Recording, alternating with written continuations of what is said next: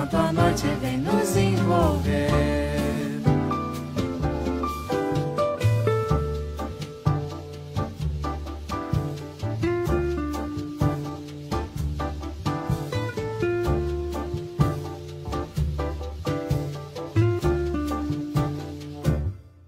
Vou te contar.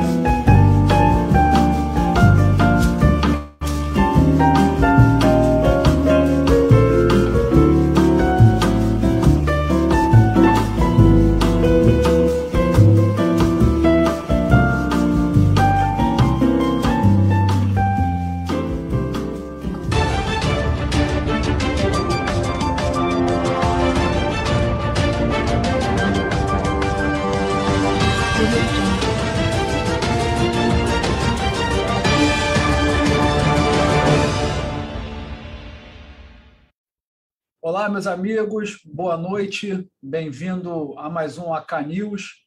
Hoje, um convidado muito importante, vamos conversar com o Dr. Uriel, que é o delegado titular da Delegacia de Homicídios da Baixada Fluminense. Vamos falar um pouquinho como é que estão os números na Baixada Fluminense, nessa questão de homicídios. A gente sabe que tem ali algumas facções importantes, milícia. Temos também o caso de crianças desaparecidas na Baixada Fluminense, não só o caso das crianças de Belford Roxo, mas também outras que acontecem diariamente. Então, vamos conversar um pouquinho com o doutor Uriel sobre isso. Doutor Uriel, boa noite, tudo bem?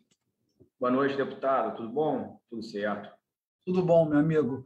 Bom, doutor, já começando aqui, eu queria que o senhor falasse um pouquinho como é que estão os números de homicídios na Baixada Fluminense nesse momento pandêmico. A gente sabe que, diferente do ano passado, esse ano as pessoas já estão voltando à sua normalidade.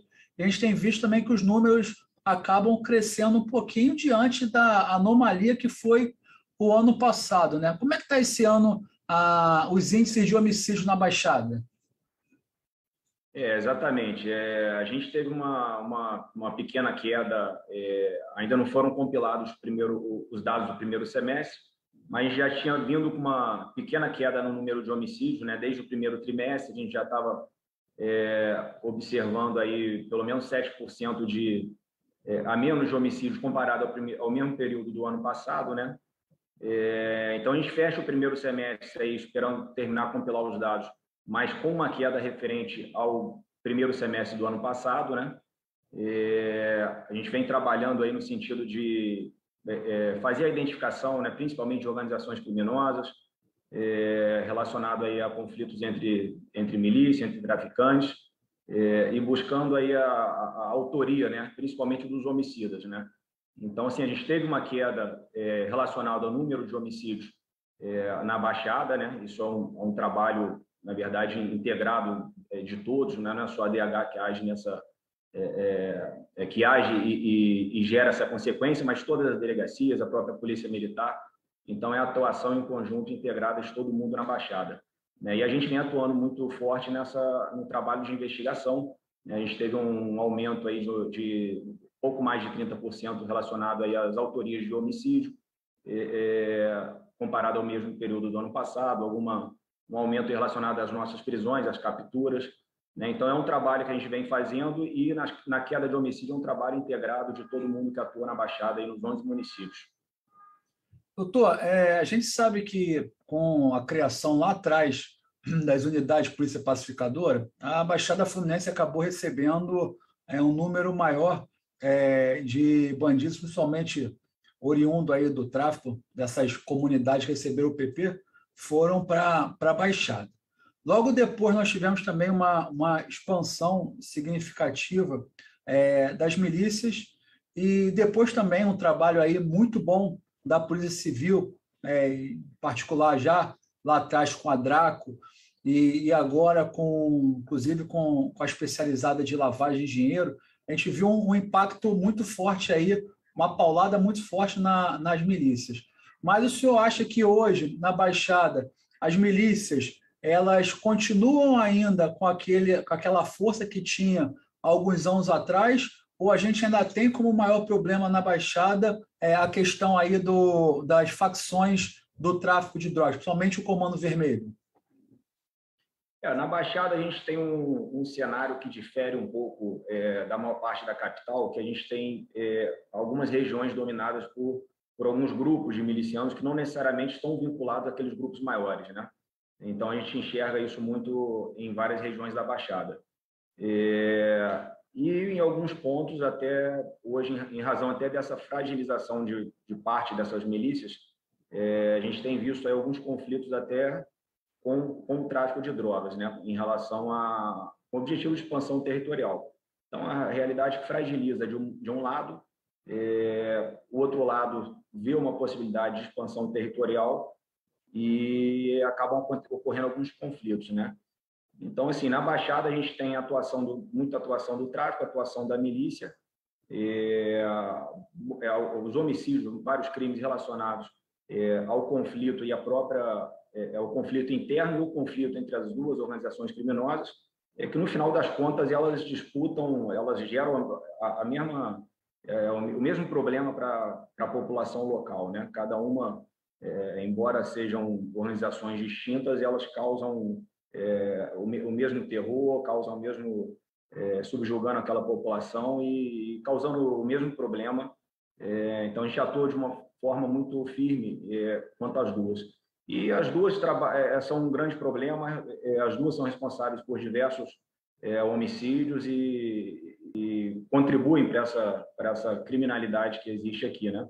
Não só no homicídio, mas também nos roubos, roubo de carga, roubo de veículo, né? Então, assim, as duas, tanto a milícia quanto o tráfico de drogas, são dois grupos criminosos que a gente dá uma atenção porque eles estão diretamente relacionados a diversos outros crimes e que vem consequência disso da atuação deles. Entendi. Doutor, eu tenho presidido, começou há pouco tempo, né, tem cerca de 2 meses, a CPI de crianças desaparecidas. E antes de a gente entrar na questão das crianças de Belfor Roxo, a gente vê um número de crianças desaparecidas grande na Baixada Fluminense. Isso a gente tem percebido, de acordo com a CPI, que o maior fator disso é a questão social, né? A gente sabe que, além das crianças viverem de forma diferente na Baixada Fluminense, a gente tem também o fato das famílias serem menos assistidas. Definitivamente, o desaparecimento de crianças é algo social, né? E não algo criminal. Óbvio que quando a criança desaparece, a gente tem aí nas nossas legislações a competência da Polícia Judiciária de começar essa busca. E aí eu pergunto para o senhor o seguinte: o senhor tem uma equipe muito enxuta, de policiais para acompanhar esses casos, não só de crianças, mas também de adultos. Como é que a DHBF se organizou para esses casos de pessoas desaparecidas no modo geral e aí também, principalmente, para crianças? Principalmente o desaparecimento de criança, ele é uma preocupação muito grande, né? Embora a gente não possa colocar um peso sobre o outro, mas o desaparecimento de criança ele causa uma preocupação maior do que o adolescente, porque o adolescente já está numa fase, já possui uma determinada autodeterminação, né? uma certa autonomia. E boa parte desses desaparecimentos relacionados aos adolescentes são situações de fuga, né? Que acabam retornando. Então, com relação às crianças, a gente tem uma preocupação maior, né? Porque a criança, normalmente, ela deveria estar com os pais, né? E não, ela não tem essa liberdade para poder fazer as coisas, então é uma preocupação maior. E aí, quando a gente fala criança, a gente fala aí até os 12 anos completos, né? 11 anos, completando 12, a gente vai passar a tratar como adolescente, dos 12 aos 18. A gente tinha uma média aí de né, até 2, 3 meses atrás, aí de uns registros de criança, né, até 12 anos completo, uma média de 3,7 registros ao mês. Eu não vou saber de cabeça nos meses anteriores, mas eu sei que nos últimos 3 meses nós tivemos em julho 1, em junho 2, né, e em maio 3. Normalmente são registros que a gente tem um registro do desaparecimento e o registro do encontro também logo em seguida, né? Então, como que a DHBF trabalha? A gente tem um setor, né, de descoberta de paradeiros. Como que ele funciona? Ele recebe registro. A gente atua em 11 municípios da Baixada Fluminense e na área de 19 delegacias distritais, que elas estão inseridas nesses municípios. Todo o registro de desaparecimento, né, todo o registro de desaparecimento, que o desaparecimento tenha ocorrido na Baixada Fluminense, né, e tenha sido feito nessas delegacias ou em qualquer outra, mas o desaparecimento tenha ocorrido na Baixada, esse registro é remetido para a Delegacia de Homicídios, né, e passa a ser trabalhado com esse setor. Né? É um setor, na verdade, como todos os setores da delegacia, né? Então, é um setor que ele atua continuamente com apoio de outros setores, né? É um setor enxuto, é um setor que trabalha muito importante, trabalha de uma forma constante nessas questões de desaparecidos no geral, né? Não só crianças e adolescentes, mas também de adultos. E de forma rotineira está sendo realizadas diligências, de forma rotineira algumas operações são realizadas, algumas ações de campo são realizadas e essas ações elas sempre contam com o apoio dos outros setores da delegacia, né? Assim como os outros setores, né? A gente divide a Baixada em áreas, os setores se apoiam, né? de forma mútua. Necessariamente a gente trabalha dessa forma. E os setores desaparecidos do mesmo jeito. Então a gente tem aquele setor que ele dá seguimento na investigação e as ações que são implementadas, ações de campo, a gente tem um apoio aí, a gente junta um apoio de vários setores para que a gente possa realizar diligências, operações, capturas, enfim, as ações no geral de polícia judiciária, né? A gente tem agora, acho que talvez seja, não sei se é o maior desafio de sua carreira, mas a gente tem o caso aí das crianças da Baixada Fluminense, né, de Belford Roxo, que elas é emblemático porque elas desaparecem numa situação um pouco diferente da normalidade, né? Elas saem de casa no intuito de fazer ali suas brincadeiras, suas atividades, seguem aí teoricamente o rumo a uma feira e elas desaparecem. É óbvio que a gente não pode entrar a fundo nesse caso por questões de sigilo, até para não atrapalhar as investigações, né? Mas é um caso diferente, né, doutor? Porque a gente não está falando de uma idade que é propícia para fuga, é uma idade que, geralmente, quando as crianças somem, porque algo de estranho está acontecendo, ainda mais 3, né? A gente teve agora o caso de um rapaz que fez uma denúncia que poderia estar embaixo de um viaduto. Eu não sei se saiu as pesquisas do IML, se já saiu a perícia, o laudo pericial do IML, mas é um caso atípico, né? Um caso estranho. Como é que o senhor vê esse caso aí de uma forma geral, né?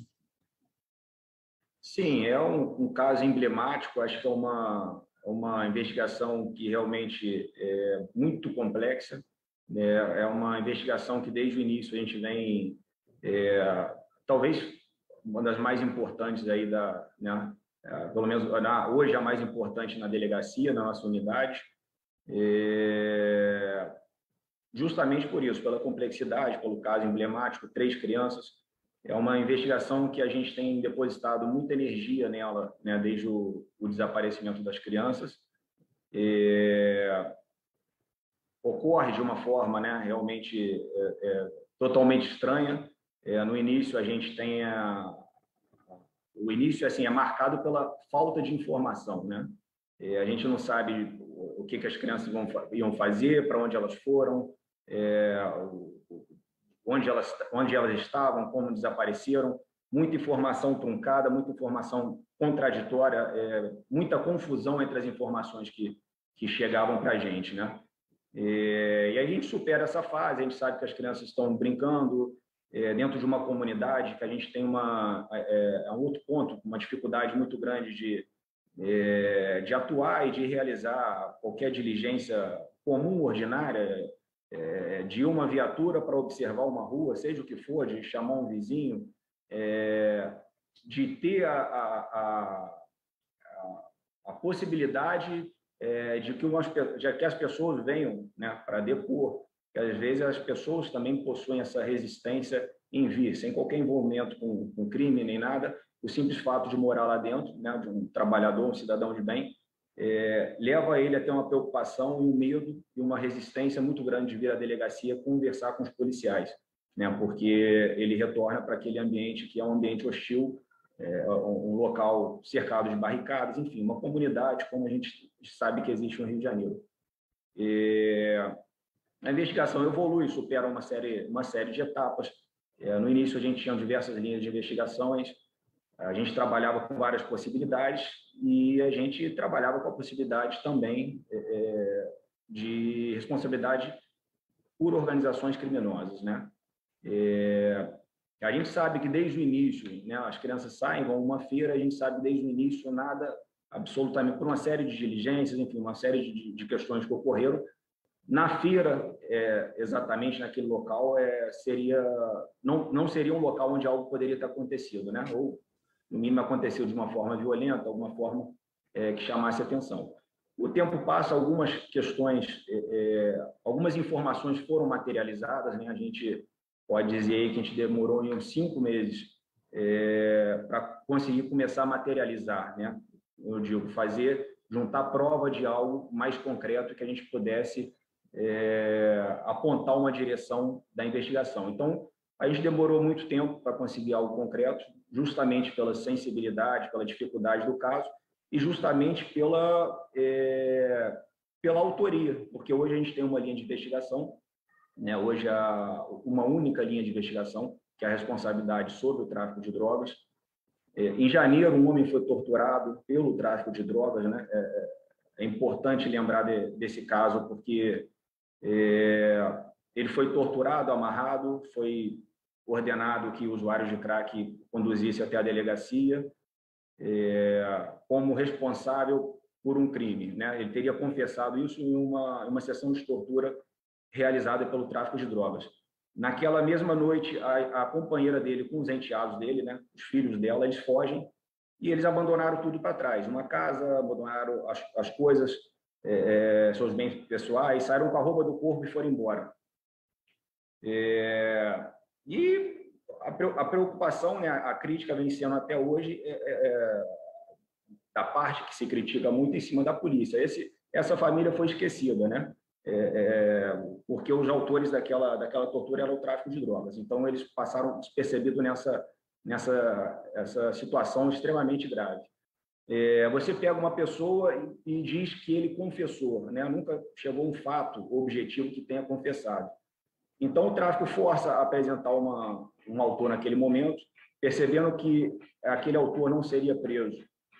Fazem uma manifestação na frente da delegacia, incendeiam o ônibus pega fogo em residência de morador, em comércio, na rua, que absolutamente não tinha nada com isso. Então, já era uma ação estranha naquele momento, né? O tempo vem passando, a gente materializou algumas questões, apontando a autoria para o tráfico. Então, a gente trabalha com a questão de uma possibilidade de uma subtração de um furto, de uma gaiola de passarinho, né, com passarinho. A gente trabalha com essa questão e, em razão disso, o tráfico teria determinado pegado essas crianças. A gente não sabe o que teria acontecido, como teria ocorrido, mas a gente sabe que, em razão disso, essas crianças foram pegas e foram mortas dentro da comunidade, né? Então, a gente sabe que essas crianças tiveram os corpos levados para o Rio. Isso foi divulgado na imprensa aí a semana retrasada, divulgado até de forma prematura, mas acabou saindo. Algumas diligências foram realizadas com o objetivo de encontrar mais elementos sobre quanto a essa possível ocultação de cadáver, né? A gente foi feito durante as investigações já há alguns meses atrás a colheita de material genético das famílias, que isso é armazenado em um banco de dados, e isso é feito constantemente análise com material, restos mortais, com materiais humanos que possam ser encontrados. Aliás, é um banco de dados onde é armazenado material genético de várias famílias desaparecidos, né? É um trabalho muito importante que é realizado com relação aos desaparecidos no geral, né? Então, assim, a gente trabalha hoje com essa linha, né? Acho que a investigação, a gente não pode entrar em detalhe, mas ela amadureceu bem naquilo que seria possível. Nós temos alguns pontos muito comprovados, né? A gente não tem todos os fatos elucidados, mas o que nós temos comprovado é tudo muito firme e muito consistente, né? Então, a gente precisa caminhar um pouco mais nessa investigação, que já se encontra madura, né? A linha de investigação hoje foram descartadas outras possibilidades e se trabalha com a responsabilidade do tráfico de drogas por ter matado essas crianças, e a gente trabalha e ocultado os corpos, né? E a gente continua caminhando aí para pegar alguns detalhes que não foram elucidados, mas muita coisa já foi materializada, né? O que permitiu afastar outras linhas de investigação e trabalhar com essa hipótese. Então, o fato seria uma subtração de uma gaiola de passarinhos, né? A gente tem ações de inteligência que geraram provas nesse sentido, a gente tem depoimentos testemunhais que geraram prova nesse sentido. Há uma preocupação, né? Eu tenho uma preocupação desde o início, constituir a prova de uma forma muito transparente e clara, né? Então, assim, a gente tem vários depoimentos com gravações audiovisuais, né? Que a gente, no momento oportuno, a gente vai isso aí vai colaborar para o próprio convencimento dos destinatários da prova, os destinatários do inquérito policial, né? A própria transparência na colheita de provas, ao fim da investigação, evidentemente. Então, são questões de produzir a prova com qualidade, né? A gente pode não conseguir prova de tudo que possa ter ocorrido, mas tudo que é construído de materialidade dentro do inquérito é construído de uma forma com muita qualidade e muita preocupação em que aquela prova, no momento futuro, sabe-se lá, quando a gente tiver a possibilidade, né, de concluir essa investigação, mas que sejam provas com qualidade e com transparência, que saibam que tudo que foi originado no inquérito foi originado de uma forma técnica e consistente, né? Então, essa é a grande preocupação nossa, e a linha de investigação é relacionada realmente ao tráfico de drogas e a responsabilidade deles sobre a morte e a ocultação dos cadáveres dessas 3 crianças. Doutor, o senhor falando de algumas situações que são extremamente atípicas, né? Uma que eu já tinha percebido naquele encontro na DHBF que nós tivemos, a vulnerabilidade da família, não só numa questão social, mas a família tinha, inclusive, pouca capacidade de se expressar, né? Se expressava muito mal, era difícil entender, né, o que eles queriam dizer, o que eles queriam falar. Cada mãe tinha uma forma diferente de falar, inclusive, até, óbvio, diante da gravidade, por serem seus filhos, mas até meio alheio a algumas situações que acontecem. Eu me lembro, inclusive, que uma das mães, ela se referia ao, vamos dizer, o dono da comunidade, daquela facção ali, como se fosse uma pessoa do bem, como se fosse um amigo, né? Que se demonstrasse até preocupado.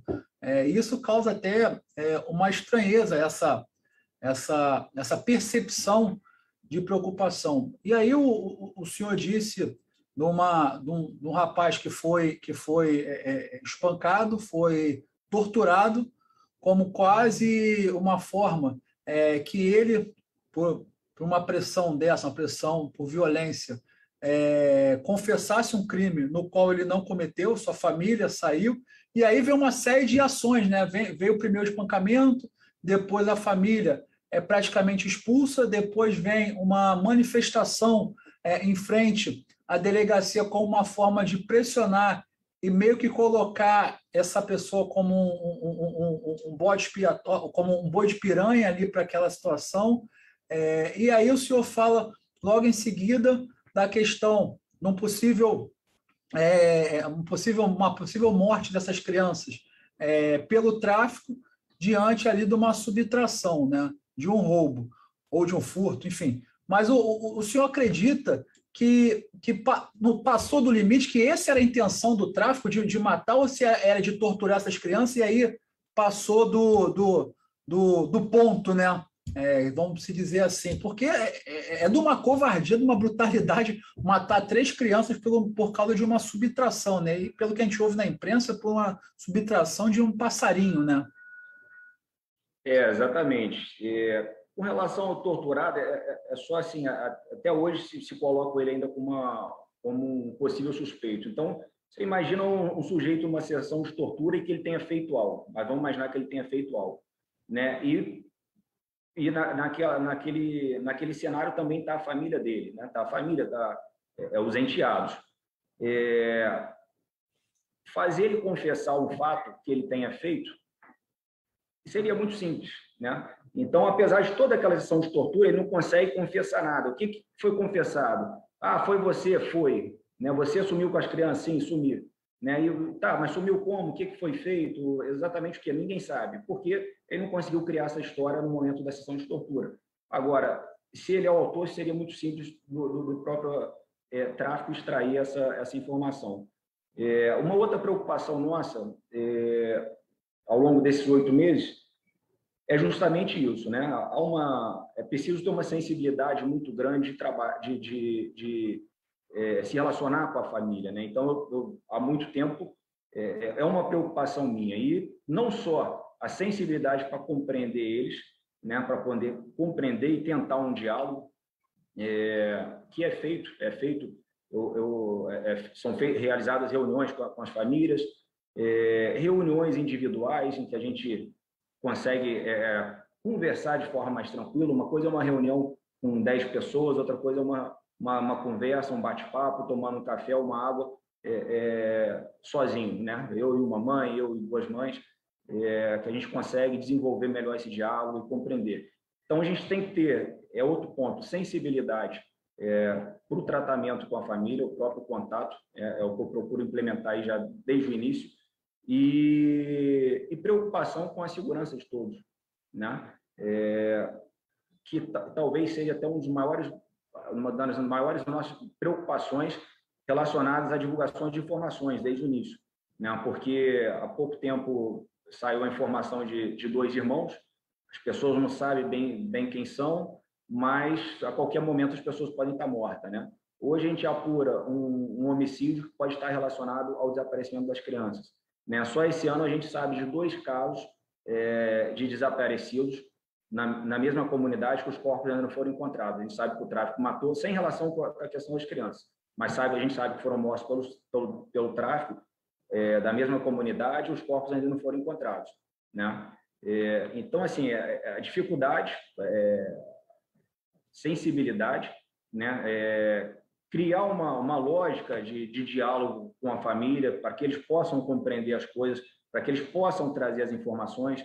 Então, no início, isso foi muito difícil, né? Chegou um momento que a gente conseguiu superar um pouco aquela dificuldade em traçar o perfil das crianças, em dizer como as crianças são, que é natural, né? Eu compreendo isso, até uma questão de achar que está fazendo um juízo de valor, e na verdade não é. A gente precisa compreender, traçar o perfil das crianças, se elas costumam andar sozinhas ou não. As crianças só vão à feira só com responsável, quando na verdade elas andam, e é natural que crianças andem também, não há problema nenhum quanto a isso, mas que possui uma certa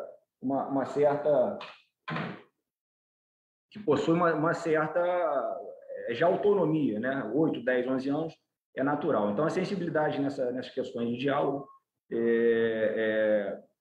as informações, né, como eu disse, truncadas desde o início, até já foi superado também, mas no início o mais velho ele já fugiu certa vez por 1 semana ou 10 dias, e a família dos 2 menores dizia isso. A família do maior falou, não, ele nunca desapareceu de casa, e não existe nenhum registro. Então, até hoje, a gente não sabe se aconteceu ou não e por que essa história foi criada lá atrás. Talvez ela também não tenha sido à toa. Por algum motivo, esse boato pode ter sido criado, né? Isso é uma relação minha, mas o fato até hoje se dizem, e a gente já superou, hoje não é importante. Mas 1 semana depois que a criança desaparece, isso é muito importante. 10 dias depois, 15 dias depois, isso é muito importante. Saber se a criança tem o costume de andar sozinho ou não. Saber se um deles realmente já fugiu de casa e voltou por 1 semana, 10 dias ou não. Isso era muito importante naquele momento. E é aquele momento que a gente não consegue entender. Mas de onde saiu essa informação? Quem falou isso? E aí nunca se chega a lugar nenhum, pela dificuldade das informações vindo sem uma fonte lógica, sem algo lógico, coerente, que tenha originado aquilo, né? Então, assim, a gente tem essa preocupação, né, em dialogar com a família e compreender o que eles falam. A gente compreende também a postura da família em uma série de coisas, e a própria linha de raciocínio deles é natural. Às vezes, uma questão enfim, estão inseridas naquele cenário. Como o deputado falou, quando a familiar se referiu a determinado traficante naquela reunião, o deputado esteve presente. Há 8 meses atrás, quando se perguntava para a família, e é importante que se pergunte, sobretudo, se existia o tráfico de drogas na comunidade, a família dizia que não sabia, né? Que não sabia, não tinha visto, e passou 8 meses, até por uma questão acho que até por uma questão de maior intimidade, também cria uma relação com a gente. É óbvio que eles não falam nada de tráfico de drogas, e a gente também não pergunta nada de tráfico de drogas que possa colocar a família em uma situação de risco. Mas a gente está num ambiente conflagrado, é claro que eles sabem, né? A família dos 2 menores moram dentro de um condomínio no alto da comunidade, em que é cobrado uma taxa por traficantes. Cada casa ali paga R$140 para o tráfico de drogas. O condomínio é do tráfico de drogas, né? As pessoas são expulsas se não pagarem a taxa, né? Então, assim, é uma área totalmente dominada. O torturado de Janeiro, ele foi expulso daquele lugar e a casa ficou com o tráfico de drogas, né? Hoje eu não sei quem está morando, mas foi alguém que foi colocado pelo tráfico de drogas.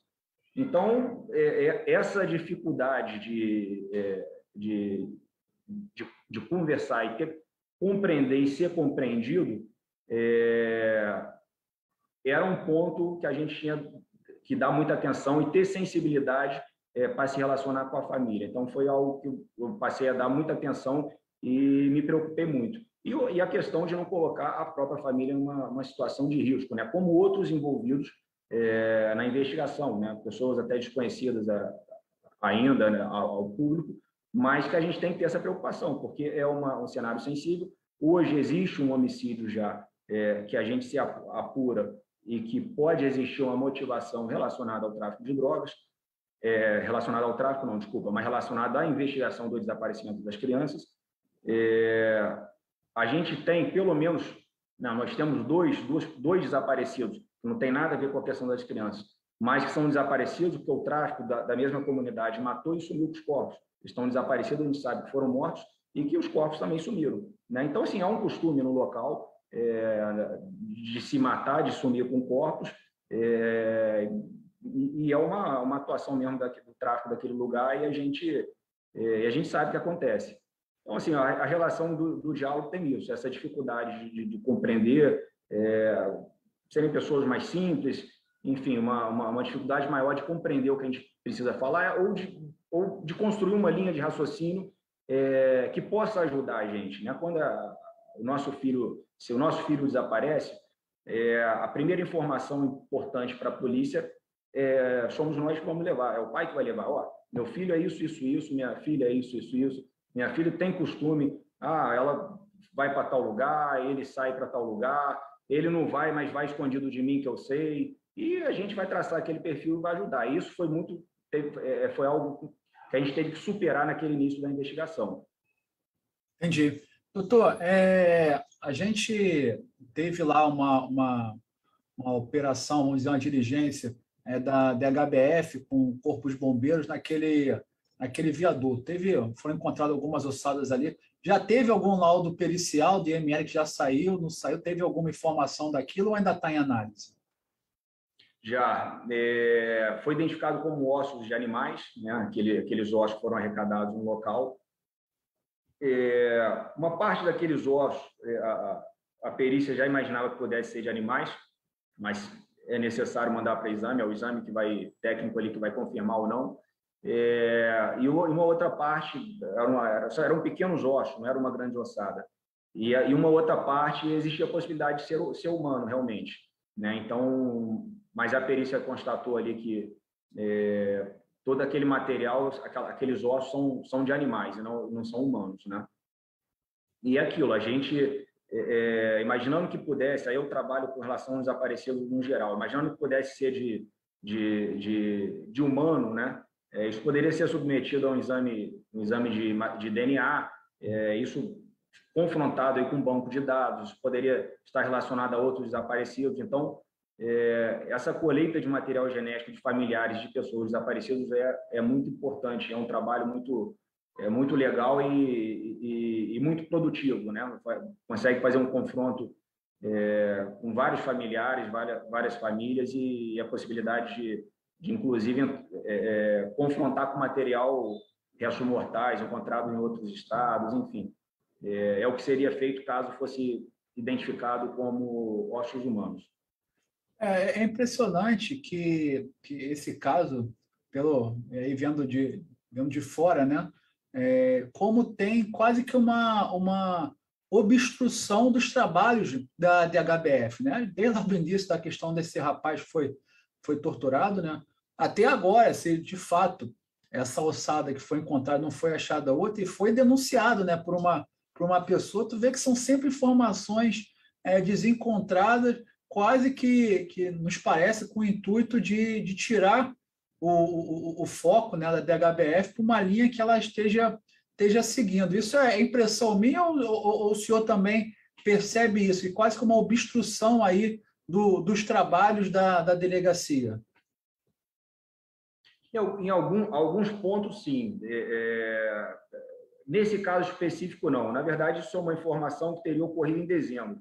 Então, assim, pela lógica, a gente já tem que imaginar, né? Quem entende disso é o bombeiro, né? Não é o delegado, não é o policial. Eles que estão acostumados a fazer essas buscas. Mas pela lógica, você imaginando de algo que tem ocorrido em janeiro, em dezembro, em um rio, né? Você tem a gente está num período de seca, o verão é um período de chuva, né? Um rio que, em algum momento, ele está baixo, que ele, de repente, bate na sua canela, em outro momento, ele transborda e chega a entrar em casas. Então, assim, imaginando que fosse o local exato, por si só, em razão do lapso temporal, já existiria uma dificuldade natural para encontrar restos mortais. A gente tem muita denúncia, né, relacionada ao caso das crianças, e muita coisa a gente sabe que não necessariamente para obstruir, mas acaba atrapalhando. Algumas a gente percebe que podem ser questões intencionais, e outras acabam ocorrendo de forma natural. A realidade é que o caso das crianças virou um caso foi extremamente vinculado na imprensa. Então, as próprias denúncias passaram a ser utilizadas como quase que uma certeza de que uma diligência policial iria ocorrer se vinculasse a denúncia às 3 crianças desaparecidas. Então, a partir daí, a gente vai em casa de traficante, em casa de ladrão, em briga de vizinho, porque colocam as crianças relacionadas àquilo e a polícia acaba batendo lá. Então, intencionalmente, né, não necessariamente para obstruir, mas intencionalmente para vincular para que, por uma outra motivação, a polícia chegue até lá. E em alguns casos, a gente percebe também que pode ter relação, né? Questões que a gente conseguiu materializar, em alguns pontos dessa história toda que foram materializados por provas dentro da investigação, e a gente percebe que denúncias já acompanhavam aquilo, dando uma outra conotação, né? Ou apresentando um outro lugar, ou dando uma outra autoria, que aquilo realmente já tinha o objetivo de desviar o curso da investigação nesses pequenos detalhes, né? Quando a gente conseguiu amadurecer mais o caminho do trabalho. Doutor, queria aqui agradecer a sua participação. A gente passa rápido, tivemos 45 minutos aí já de conversa, que foi uma conversa muito boa para a gente entender o cenário hoje da Baixada Fluminense. A gente sabe que o trabalho é árduo, né? Sabemos que a Baixada é um local carente, que precisa sempre de investimentos mais e mais e mais do poder público, e isso reflete na criminalidade. Queria também agradecer por não só se colocar à disposição, mas também passar informações para quem está nos assistindo sobre esse caso emblemático das crianças. Eu tenho certeza que a DHBF vai chegar não só a autoria do caso, mas também mostrar para a sociedade que pode demorar, mas a Polícia Civil sempre vai mostrar a sua eficiência e colocar à disposição do senhor não só esse mandato, mas também o nosso gabinete. Então, queria que o senhor desse aí as considerações finais e um até breve aí para quem está nos assistindo. Não, tá ótimo. Agradeço aí a possibilidade de participar. Espero aí que em breve a gente possa estar falando de uma forma mais aberta sobre essa investigação toda, que realmente é muito complexa e sensível, e aí de uma forma mais tranquila, já em um momento mais calmo. Como eu falo, né, ninguém gostaria de resolver esse trabalho mais rápido do que a gente, né? Então, é muito fácil estar sentado na sala de casa falando que a polícia não faz nada enquanto a gente está trabalhando aqui todo dia, acordando cedo, virando de madrugada, e canalizando muita energia para esse caso desde o início. Ninguém gostaria de falar para a própria família que o caso foi resolvido, que as crianças foram encontradas, mais do que a gente, de conseguir resolver, principalmente naquele início, naqueles primeiros dias, e resolver aquilo. E a primeira pessoa que a gente falar é os policiais que estão nas diligências, né? As pessoas esquecem que atrás, que não é só a polícia, quem está trabalhando aqui são seres humanos, né? E que quem desapareceu são crianças.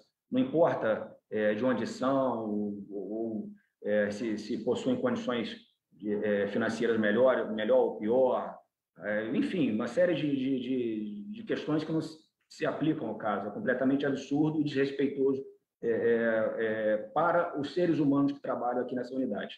Então, todo mundo gostaria de chegar e ligar para a própria esposa, para o marido, para a mãe, para os filhos e falar, ó, resolvi. Todo mundo chega em casa e a própria família pergunta do caso. Então, é óbvio que é algo que a gente queria já ter resolvido há muito mais tempo e não foi por circunstâncias alheias à nossa vontade, não por falta de empenho ou trabalho duro em cima disso. Eu queria deixar, de repente, um telefone. A DHBF trabalha com... A gente tem um contato direto com o cidadão, que a gente recebe informação, denúncias. É uma linha de telefone e um WhatsApp também. Uma única pessoa tem acesso a isso. Anonimato absoluto, é um número que ele não fica exposto, ele não é público na unidade. Todas as informações são processadas e, na medida do possível, a gente verifica tudo, né, que é o telefone 98-596-7442. É um WhatsApp. 98-596-7442. Perfeito. Doutor, obrigado aí pela participação. Eu tenho certeza, mais uma vez, como eu disse, que a DHBF vai chegar à autoria disso e a gente vai poder virar essa página e também dar conforto aí para as famílias para poderem tomarem as ações que forem devidas. Mais uma vez, obrigado pela participação, hein? Obrigado, deputado. Um abraço, amigo. Outro, igualmente.